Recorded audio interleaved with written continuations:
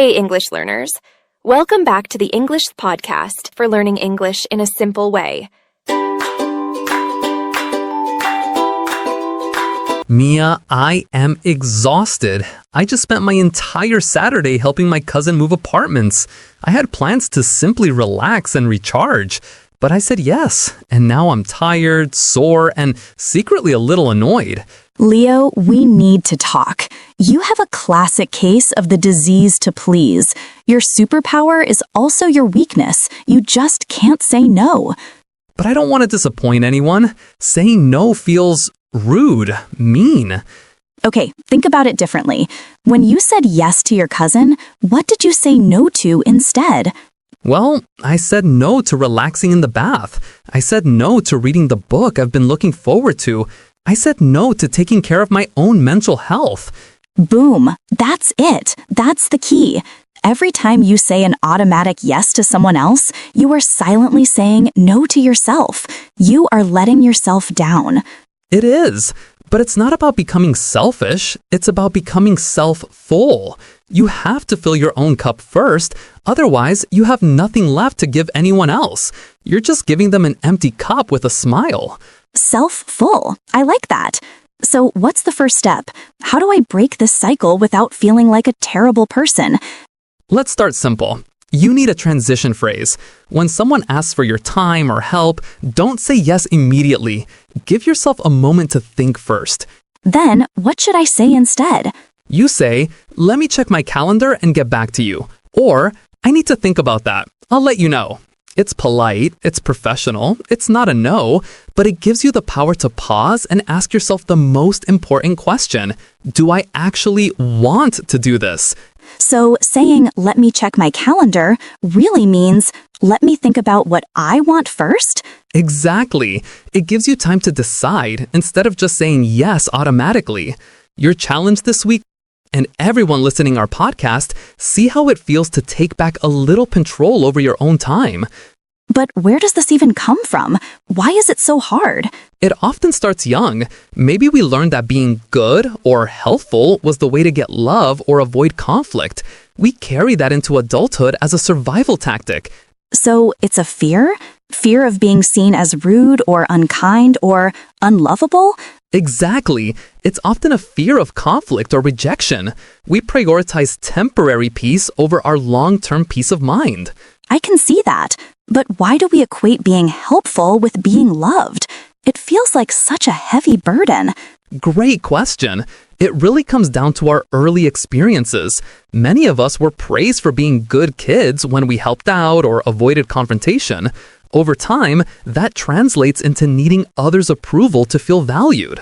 That's so true. I remember always wanting to make my parents proud. It was like my worth depended on how much I could do for others. Exactly. And that belief can stick with us. We become conditioned to seek validation from our actions rather than our inherent worth. It's a tough cycle to break. So it's almost like we're programmed to please others from a young age? Does it ever go away? It doesn't just go away, but with awareness and work, it can change. Recognizing the root of this need can empower you to shift your mindset. It takes practice, but it's absolutely possible. I guess I need to reframe how I view my own worth, huh? It's not just about what I can offer to others. Exactly. It's about recognizing that your value is intrinsic. You are worthy of love and respect simply by being you. Learning to say no is a part of honoring that. That makes sense. It's about setting boundaries, right? But I still worry about how others will react. That's natural. If someone gets angry at you for having a boundary, that's valuable information. It tells you that the relationship was conditional on you always saying yes.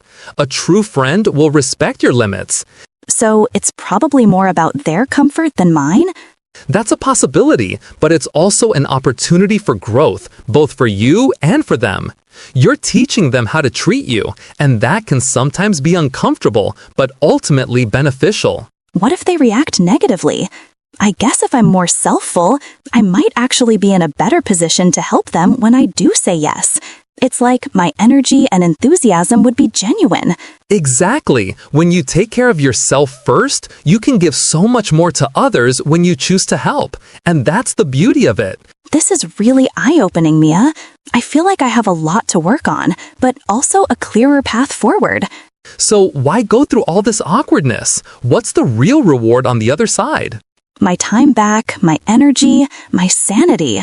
Yes, self-respect. And ironically, when you respect your own time, others learn to respect it too. The yeses you choose to give will be full of energy, not resentment. You start building a life that's yours, not a replica of someone else's expectations. That sounds like the goal, but the immediate fear of disappointing people is so real. How do I handle that guilt? Think of it this way. That guilt is just a ghost of your old people-pleasing habit. It's a feeling, not a fact. It doesn't mean you're wrong. It means you're changing. But what if they get upset? What if there's pushback? Their reaction is their responsibility, not yours. You're not saying no to be hurtful. You're saying yes to your own well-being. You're setting a new, healthier precedent.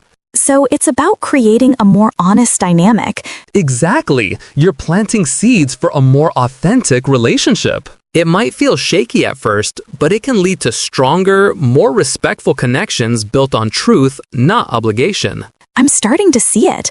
It's not a wall. It's a filter. It lets the good, supportive relationships through and makes them even stronger. That's a perfect way to put it. And with practice, it stops feeling like a battle and starts feeling like a liberation. You'll choose activities that light you up, not because you have to, but because you want to. Choosing a genuine yes, that's the magic, isn't it? It's not about building a fortress around myself, but about finally having the space to be myself. Yes. And when your own cup is full, you can truly, generously help fill others without draining yourself. It's the ultimate win-win. Thanks. This doesn't just feel like a tactic. It feels like a new way to live. It is. And it's a journey worth taking, one let me check my calendar at a time. Your progress doesn't end here. To continue advancing your English skills, click on the next video or explore the additional videos we've thoughtfully selected for you.